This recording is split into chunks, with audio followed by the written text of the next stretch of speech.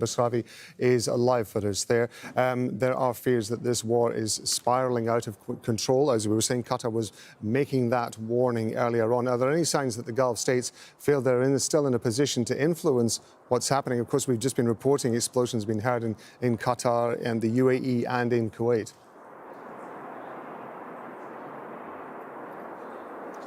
The Gulf states have so far tried to influence this since before the war started, but if we're being practical, if we're being realistic, at this stage, the Gulf states are really just concerned with defending their own sovereignty, defending their skies, defending the people living within their borders. Let's look at what's happened in the last few hours. Multiple loud explosions heard across Doha, where you are, for the first time in perhaps about 2 weeks. An elevated threat alert sent out to the residents of Qatar. Qatar says it has successfully intercepted a missile attack targeting the country amidst this elevated threat. The UAE is reporting this evening and earlier today incoming missile and drone threats. The Defense Ministry saying multiple times they were actively engaging with missile and drone threats with their air defenses at the ready.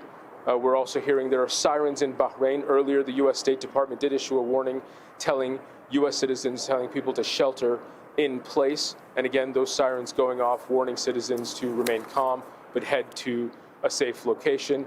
Bahrain's Khalifa bin Salman port, it's been announced, will be suspending operations early tomorrow out of an abundance of caution because of the elevated threat level. Kuwait's Interior Ministry asking citizens and residents to stay at home from midnight local time to 6 a.m. as a precautionary measure and as a way to preserve everyone's safety. Now, this is a precautionary measure. They don't use the term curfew, but it sounds a lot like it.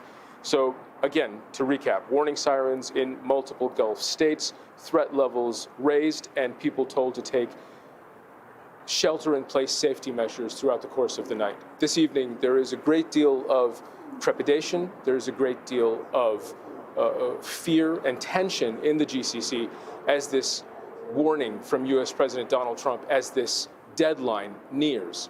And so we're likely to see this kind of elevated threat level in the GCC throughout the course of the night. Zein, thank you very much indeed. Zein Basravi there bringing us up to date from Dubai.